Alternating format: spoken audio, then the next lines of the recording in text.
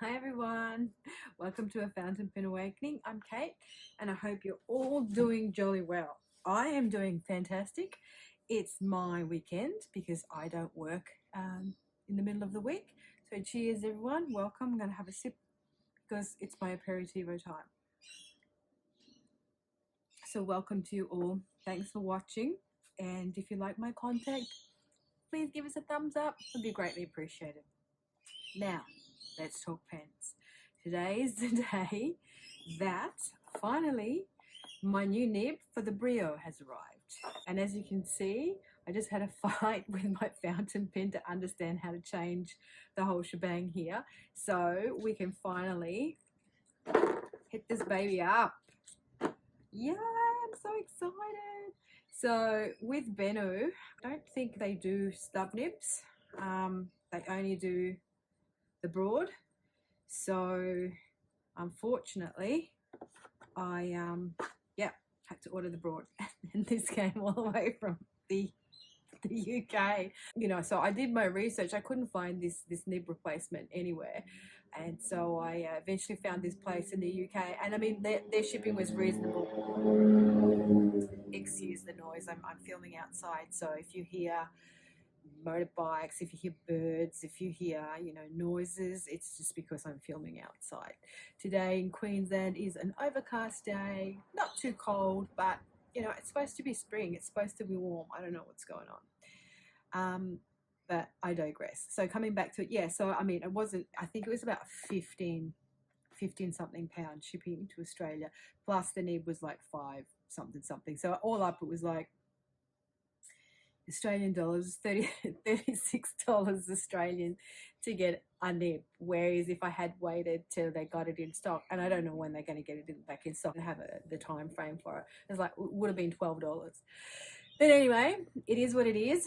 I am impatient, so this is why I organised to get it. Now I have it. Now I've put it on after my struggle. Sorry guys, I've got ink everywhere. And now what I'm really super excited about is this baby here. So practically this is an impulse buy. Telling you, I had to have this pen, but it was on my wish list because it is quite, for me at least, an expensive pen. And I didn't really want to buy it right now because obviously with all the pens that I kind of have purchased so far, they've all kind of been reasonably priced. This to me is a little bit more out of my budget. It's $160 pen, Australian dollar. Anyway, this has finally arrived, and anyone who is in the fountain pen community will know this pen really well. It's been kind of around, I think since last year, 2021, or the start of this year. And everyone raves on about it, that if you are a fountain pen lover, you actually really need to have one of these pens in your collections. As I said in my last video, I can't be continuing to buying every single Lightning Safari pen, and it's good to diverge. So long story short, I bought it, I got it, it's an impulse buy, but it's also my birthday next week, and I thought to myself, you know what, I need to buy myself a present, right? Okay, so without further ado, let's open this baby here. Da, da, da, da, da, da, da. I got a really super cool ink from Briolette, the Yourameku Seki.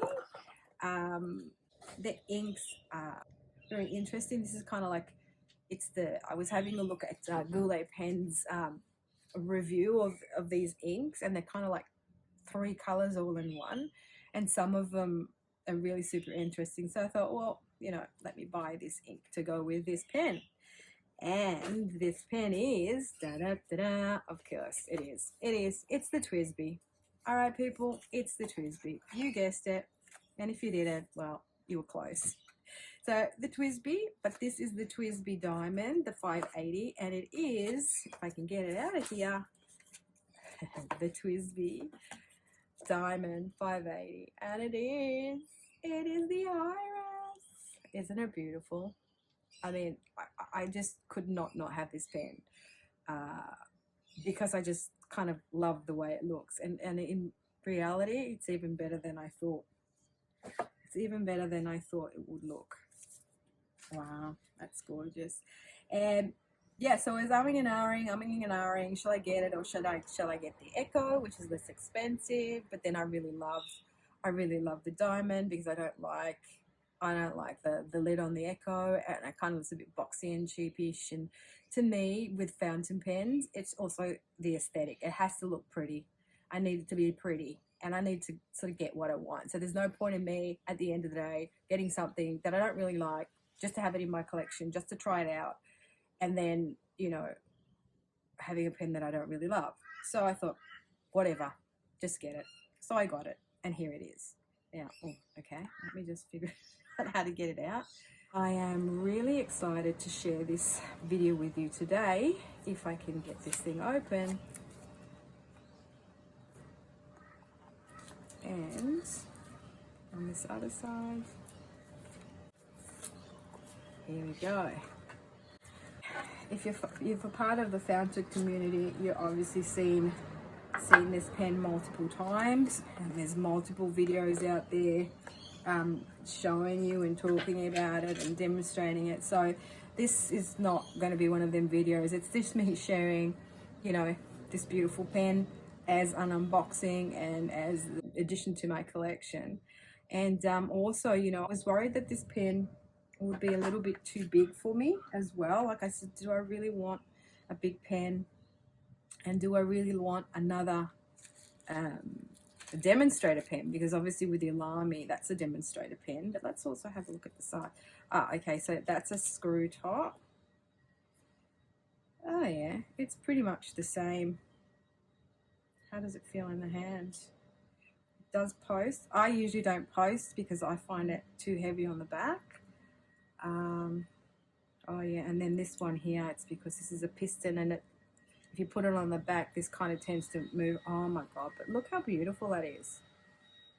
Look how beautiful the colors on it. So apparently this is kind of like a special heat treatment they use to sort of get this iridescent coloring on here, and that's why it's called iris, because iris actually means iridescent. And now someone has very conveniently started to do something like blow their leaves. Really? Do you have to do it right now? Doesn't a bloke love a leaf blower? I tell you what. Yeah, and then it's got this beautiful iridescent coloring on the nib as well, and all along here. Yeah, so I was just thinking, do I want another demonstrator pen? Do I really need it? And then when you see it, you say, yeah, I really do need it. It's a bit, oh, hang on a minute. Bom, bom. I think they haven't sent me the 1.1 nib, have they? Oh, bummer. They sent me the broad.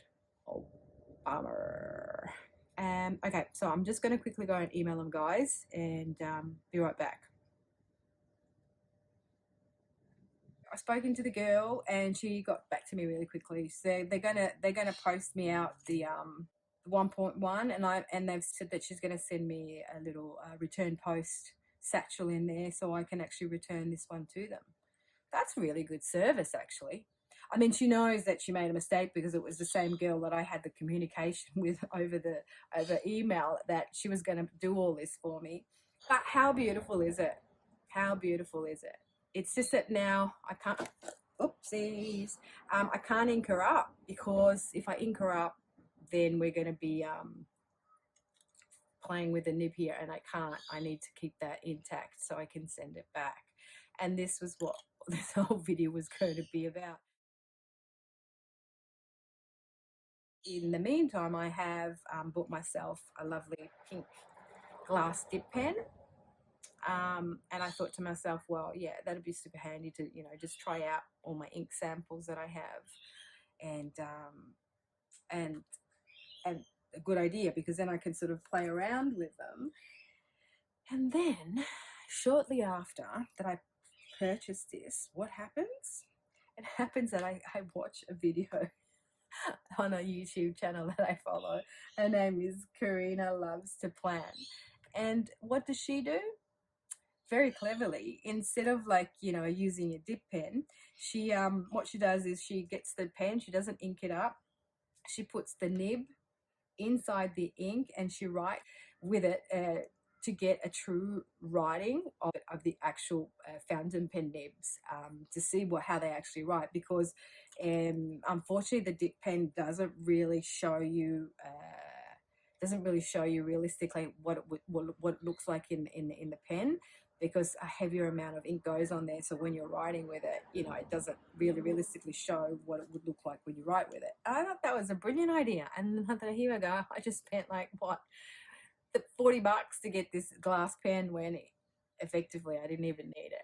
All right, so let me put this baby out of the way then to wait for the other nib that's coming.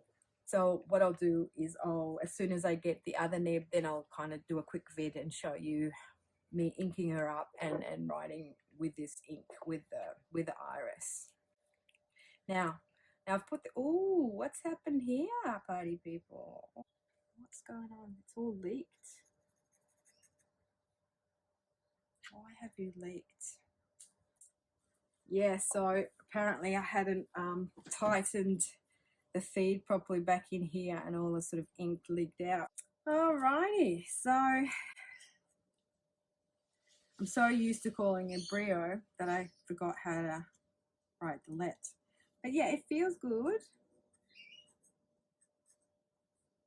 Much better than the fine nib. I think it's just a little bit scratchy, but you can hear that scratchiness on the page. But that's because it just needs to be broken in a little bit. And the more you write with them, you kind of like the more they soften.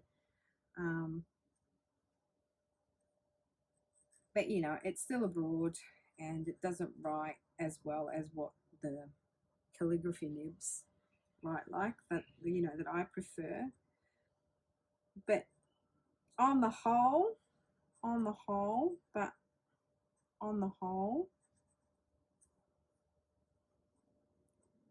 it's much better of a writing experience. So, guys, what do you think? What are your preferences? So with your fountain pens, do you prefer the mediums, the fine nibs? Have you experimented with, the broader tip nibs?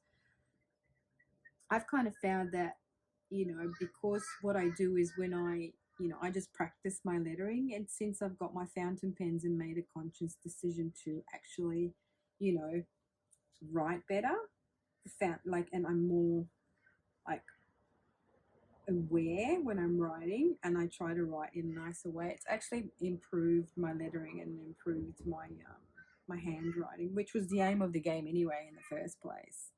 Good investments. Cheers to me.